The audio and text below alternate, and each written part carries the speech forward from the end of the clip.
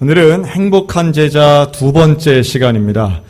애통한 사람이란 제목으로 함께 말씀을 나누겠습니다. 우리가 지금 팔복에 대해서 한 주 한 주씩 진행해 나가는데요. 이 지난주에 말씀드린 것처럼 팔복에 나오는 단어들은 사실 우리가 일반적으로 생각하는 복, 행복, 혹은 유익한 것, 원하는 것, 소원 이런 거하고는 좀 거리가 멀어 보이죠. 왜냐하면 가난, 애통, 굶주림, 박해, 고난 이런 단어들은 우리의 인생에서 가능하면 피하고 싶고 경험하기 싫기 때문입니다. 그런데 오늘 본문은 그 중에서도 더욱 우리를 당혹해 만드는데요. 애통하는 자가 복이 있다라고 말씀합니다. 여러분, 이 애통이라고 하는 것은 성경의 히브리어나 헬라어나 여러 차례로 발견할 수 있는데 여러 개의 단어가 나오지만 공통점은 이겁니다. 슬퍼하고 아파한다는 거예요. 그리고 눈물을 흘리며 통곡한다는 의미가 있습니다. 여기에는 내가 가지고 있던 모든 소중하다고 생각하는 걸 한꺼번에 다 잃어버린 상실감도 포함되어 있는 의미가 바로 이 애통입니다. 우리나라 사람들도 애통해야 할 때 되게 보이는 특징들이 몇 가지가 있죠. 눈물을 흘린다는 겁니다. 운다는 거죠. 그리고 울면서 땅을 치며 울기도 하고 가슴을 치며 울기도 합니다. 다른 문화권에서는 머리를 치면서 울기도 하고 옷을 찢으며 울기도 합니다. 방법이야 다양할지 모르겠지만 눈물을 흘리고 괴로워하고 슬퍼한다는 감정 자체는 똑같다 이렇게 볼 수 있습니다. 그런데 그 슬픔 자체가 어떻게 복이 되나, 어떻게 눈물을 흘리고 슬퍼하는 일이 어떻게 복이 될 수 있을까? 중요한 것은 그 다음에 나오는 문장이죠. 위로를 받을 것이다. 여러분, 당연히 이 위로는 사람이 주는 위로가 아니라 하나님이 주시는 위로인 줄로 믿습니다. 하나님이 주시는 위로가 우리에게는 가장 본질적이고 우리의 삶에는 정말 큰 힘과 변화의 시작이 된다라고 하는 거예요. 아마도 오늘 이 시간에 이 자리에 나오신 분들 중에도 그 하나님의 위로를 소원하고 바라서 나오시는 분들도 분명히 계시리라고 생각이 듭니다. 오늘 말씀 가운데 하나님이 주시는 위로를 받는 애통한 자의 복이 오늘 우리 모두에게 임하시기를 주님의 이름으로 축원합니다. 성경에 나오는 여러 인물들 중에 이 애통함을 대변할 수 있는 사람이 누굴까라고 생각하다가 창세기 16장에 나오는 한 여인을 선택해 봤습니다. 이 창세기 16장에는 아브라함과 함께 살고 있는 한 여종이 나오는데 그녀의 이름은 하갈입니다. 아브라함은 하나님으로부터 가나안 땅으로 가라고 하는 그 놀라운 말씀과 내 후손이 창대하게 될 것이다라고 하는 약속을 받죠. 그리고 가나안에 온 지 10년이 됐을 때입니다. 약속은 받았는데 아직 자녀가 없는 거죠. 10년 되자 부인 사레가 이렇게 말합니다. 아브라함이여, 내게 여종이 있는데 이 애굽 출신의 여종을 당신에게 허락할 테니 이 여종을 통해서 아들을 낳아 주십시오. 이 아들을 낳으라고 하는 이 부인의 부탁에 아브라함이 허락을 합니다. 그리고 하갈을 품게 됩니다.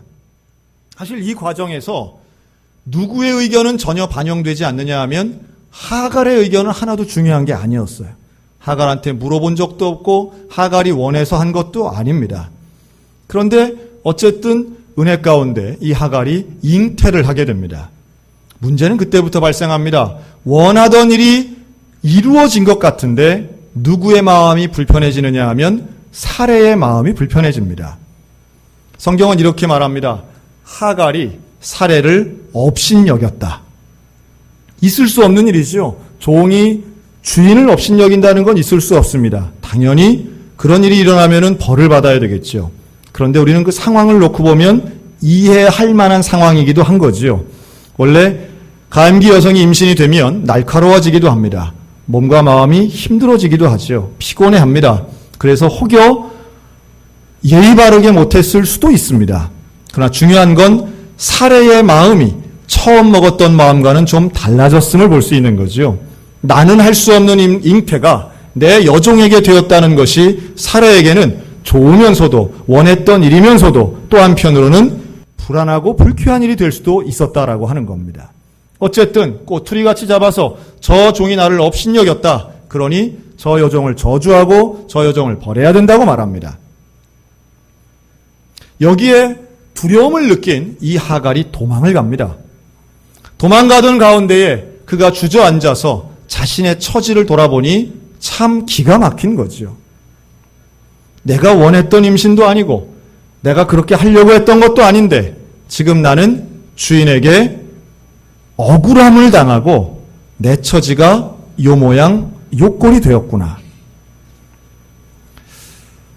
그때에 하나님의 사자가 나타난 줄로 믿습니다. 한번 따라 하실까요? 하나님은 내 신세를 아신다. 네, 뭐 그렇게 좋은 단어는 아닌 것 같아요. 신세라는 단어가. 그런데 좀 와닿는 단어인 것 같아요.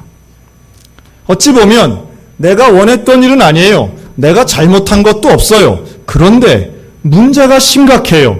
억울해요. 내가 당할 일이 아닌 것 같은데 내 지경이 여기까지 어느 틈에 와 있는 겁니다. 나는 열심히 일한 것밖에 없는데 내 기업, 내 공장 열심히 돌렸는데 협력업체가 망하면서 돈을 못 받아 연쇄부도가 나는 그 사장님의 마음을 누가 알겠습니까? 나는 열심히 도와준 것밖에 없는데 도와주는 의도에서 그래서 보증서 준 것뿐인데 그 친했던 친구 도망가고 그 믿었던 형제 도망가서 고스란히 모든 피해를 내 가정이 당할 때에 여러분 그 가장의 마음을 짐작할 수 있겠습니까?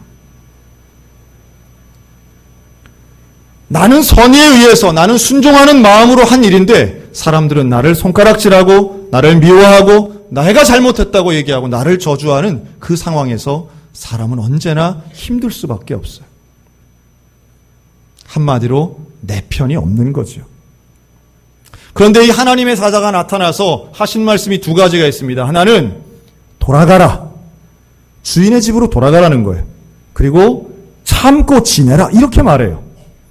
지금 억울하고 속상하고 피해 입은 건 나인데 아니 하나님의 사자가 나타나서 기껏 하는 말은 너무 냉정해 보여요. 돌아가라는 거예요. 참으라는 거예요. 그런데 바로 그때에 이 사자가 한마디를 더합니다. 네가 아들을 낳을 것이야. 그런데 그 아들의 이름은 이스마엘이라고 해라. 여러분 이 이스마엘의 뜻이 무엇입니까? 하나님이 들으신다입니다. 이 말은 하갈에게 위로가 됩니다. 아, 하나님이 내 기도를, 내 억울함을, 내 원통함을 들으시는구나. 우리에게 위로가 되는 순간은 어느 순간이냐 하면 문제가 해결되는 순간이 아니라 누군가 나를 알아줄 때의 위로가 될 줄로 믿습니다. 내 억울한 속, 내 답답한 속, 내 이 황당한 상황 아무도 안 알아주고 아무도 모두가 외면하는 줄 알았는데 하나님은 아시는구나. 하나님은 보고 계시는구나. 하나님은 들으시는구나. 이스마엘 하시는 하나님이시구나. 이것을 깨닫는 순간 하갈이 위로를 받습니다. 그리고 돌아갑니다. 돌아가면서 그 샘을 하나님의 사자를 만났던 바로 그 장소를 부엘라 헤로이라고 이름 붙여요. 이 부엘라 헤로이라고 하는 뜻은 하나님은 나를 살피신다라는 뜻입니다. 사랑하는 성도 여러분, 억울하고 속상함 때문에 애통하는 나의 상황이 있을지라도 지금도 하나님은 나를 살피시는 줄로 믿으시기 바랍니다. 어찌 보면 이 하갈에게 있어서의 큰 위로는 하나님의 사자를 만났다는 사건이에요.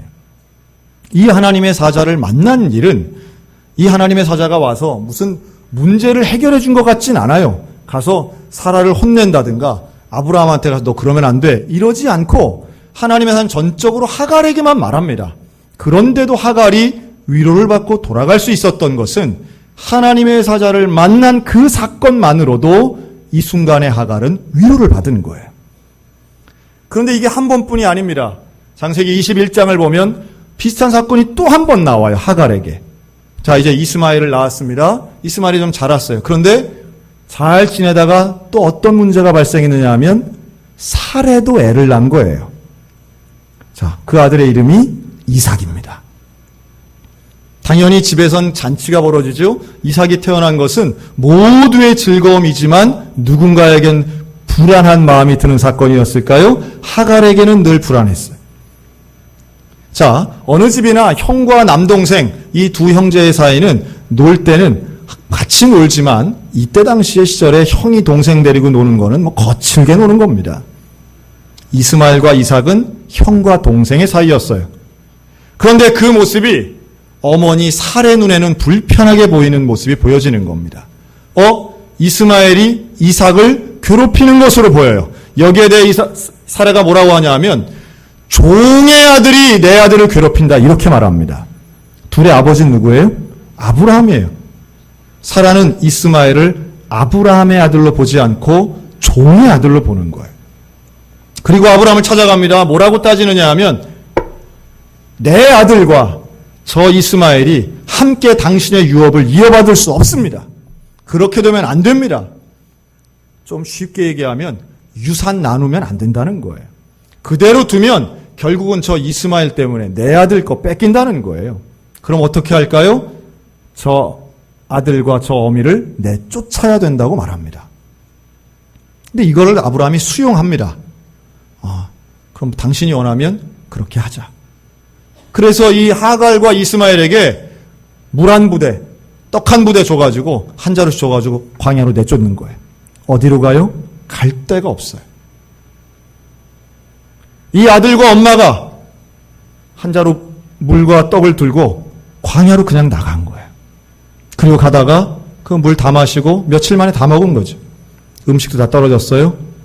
둘이 마주 앉아 그 광야의 한복판에서 울기 시작합니다. 통곡합니다. 내가 뭘 잘못했는데 우리는 어디로 가야 하나? 어떻게 살아야 하나? 제가 목회를 하면서 제일 힘들고 어려울 때가 우리 성도들의 아픔을 들을 때입니다. 신방을 가거나 상담을 해보면요, 우리 성도들이 살아가는 삶의 현장이 얼마나 힘든지 몰라요. 어떤 분들은 그런 말 합니다. 목사님, 정말 살아가는 게 힘듭니다. 하루하루 살기 힘들어요.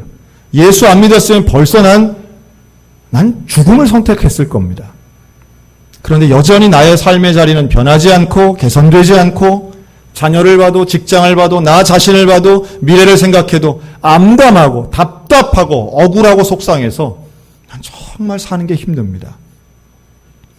여러분, 예배드리러 오신 이 자리가 그렇게 수월하지 않고 쉽지 않은 분들이 있음을 저는 잘 알고 있습니다.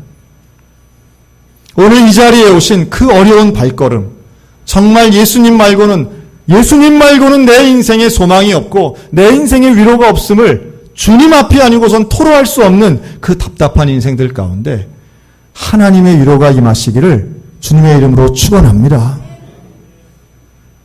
하갈이 그런 마음 가지고 통곡을 하는 거예요. 애통하는 거예요. 그녀가 뭐라고 외치느냐 하면 내 자식이 죽는 건 못 보겠다는 거예요. 내 아들이 여기서 죽는구나. 내 아들이 죽는 건 난 못 보겠다. 통곡을 합니다. 여러분, 그 자리에, 그 애통하는 자리에 하나님의 사자가 또 한 번 오신 줄로 믿습니다. 하나님의 사자가 또 오셨어요. 그런데 그 첫 마디가 이겁니다. 한번 따라하시기 바랍니다. 두려워하지 말라. 두려워하지 말라. 하나님의 사자가 애통해하는 하갈 그 여종에게 하신 말씀이에요. 두려워하지 말라. 이 두려워하지 말라는 여호수아에서는 이렇게 말합니다. 두려워하지 말라. 내가 너와 함께 하겠다. 여러분, 두려워하지 말라는 거기에는 하나님이 함께 하시겠다라고 하는 약속이 담긴 줄로 믿습니다. 여러분, 구약 성경 전체를 봐도요, 이렇게 하나님과 독대한, 하나님의 사자와 독대한 여성은 하갈밖에 없어요. 그것도 2번씩이나. 사라도 이런 적이 없습니다.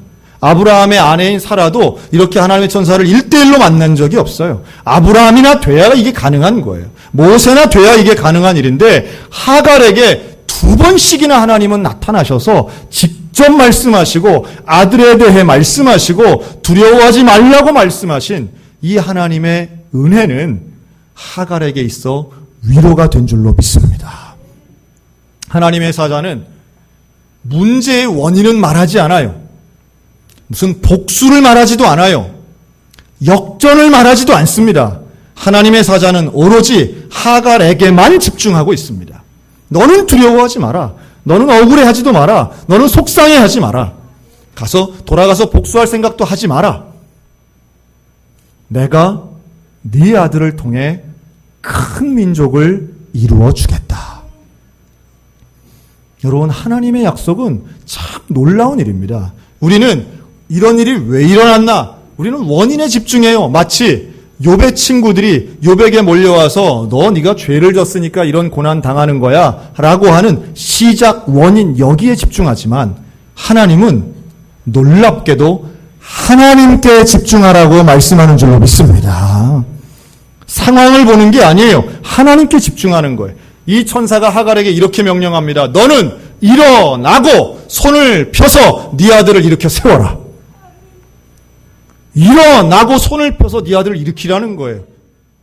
그때 하갈이 이 말씀에 순종합니다.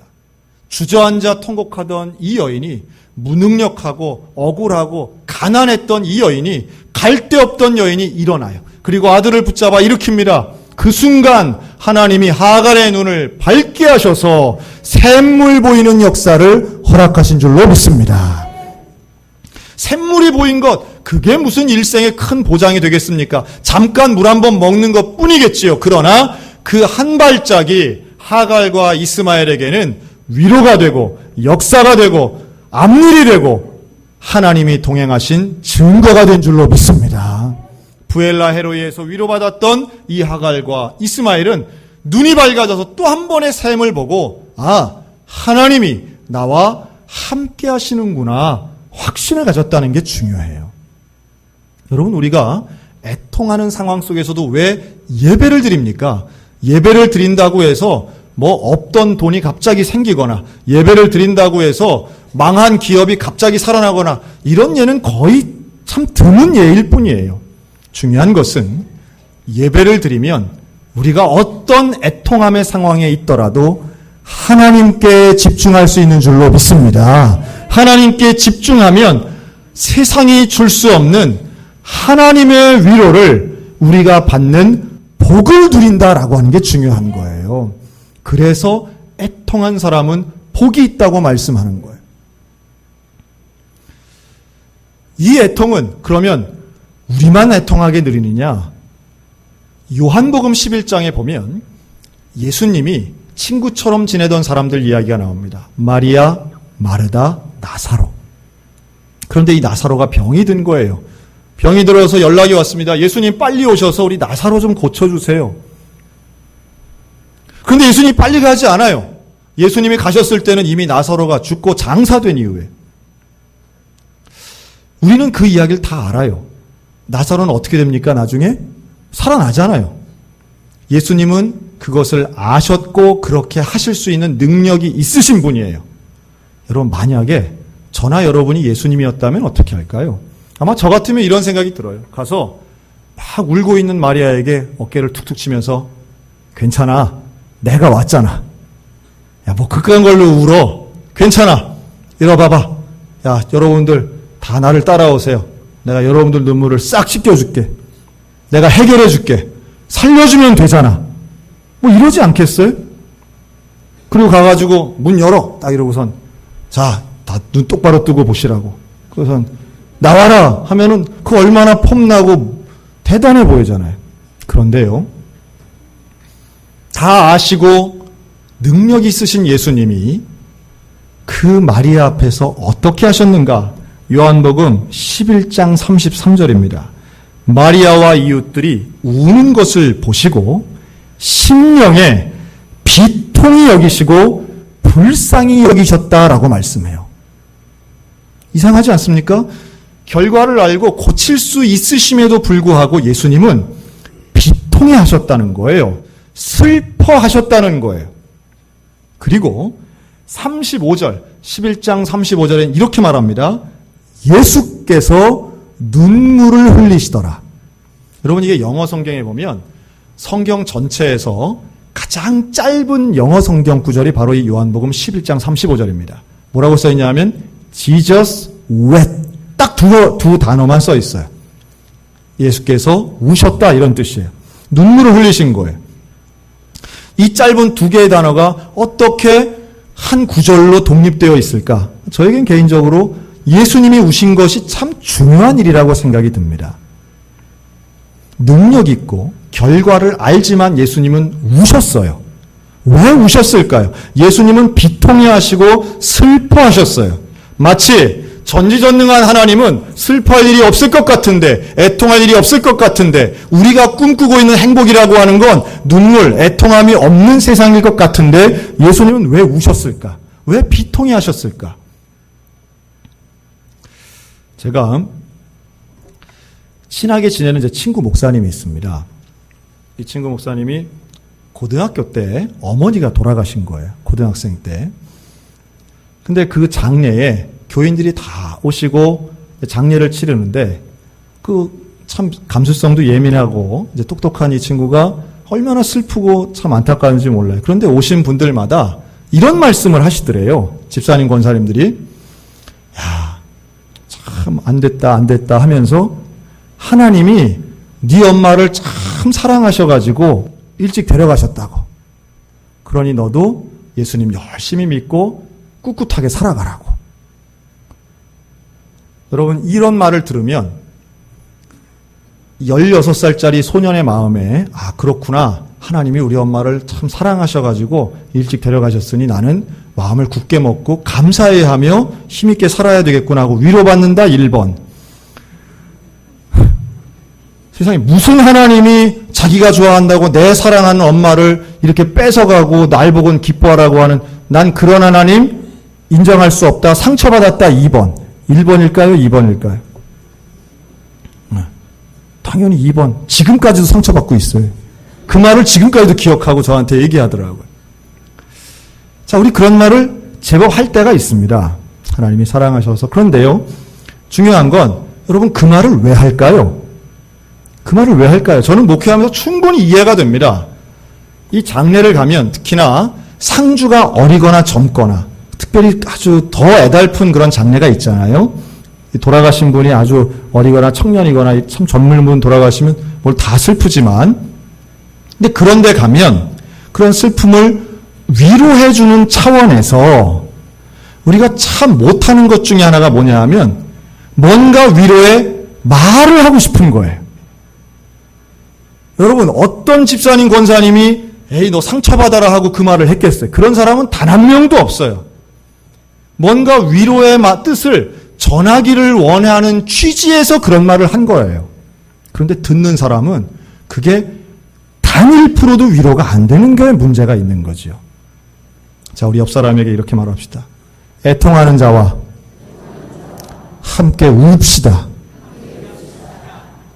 한 번만 더. 제발 말은 하지 말고. 네. 물론 말해야 되는 장례가 훨씬 더 많기는 합니다. 상주가 나이가 들고요, 고인이 고령으로 이렇게 또 천국 가신 이거에 대해서 이미 준비된 가정들 같으면 얼마든지 그런 위로의 말이 가능하겠지만, 갑작스런 사고라든가 또는 모두가 이렇게 애통해 있는데 섣부른 위로의 말은 사실은 더 역효과가 날 때가 많다는 거예요. 그럼 무엇이 위로가 되겠는가?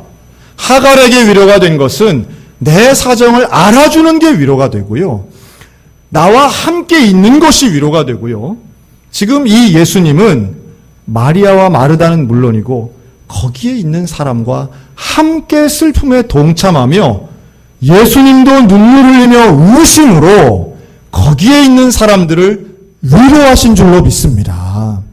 여러분, 예수님은 우리의 아픔과는 전혀 상관없는 공중 날아다니시는 분이 아니에요. 예수님은 우리의 아픔을 아시고 우리의 아픔을 체감하시는 분, 동감하시는 분, 나와 함께 울고 나와 함께 하시는 그 예수님, 진짜로 우리에게 위로를 주시는 분인 줄로 믿습니다. 그래서 애통하는 자는 복이 있나니 저가 위로를 받을 것이요 라고 하는 말은 예수님도 나와 함께 울어주신다는 뜻인 거예요. 그리고 예수님이 우리에게 주시는 그 위로는 나의 삶이 변화될 뿐만 아니라 나의 마음 가운데 참된 복으로 채워주신다라고 하는 거룩한 약속인 것입니다. 사랑하는 성도 여러분, 이 시간 가장 애통함이 있습니까? 억울함이 있습니까? 외로움 가운데 있으십니까? 누구도 나를 알아주지 않고 누구에게도 내 속마음을 이야기할 수 없는 정말로 힘들고 괴로운 애통함 가운데 있으시다면 이 애통함이 복이 되도록 주의 위로를 경험하시기를 축원합니다. 주님이 나를 아십니다. 나와 함께 하십니다. 하나님의 사자가 두려워하지 말라 말씀하신 것처럼 우리 주님은 나와 함께 우시며 내 곁에서 늘 영원히 계십니다. 그 주의 위로를 통하여 참된 복을 받아 누리는 행복한 제자, 애통하는 사람들 다 되시기를 주님의 이름으로 축원합니다. 아멘.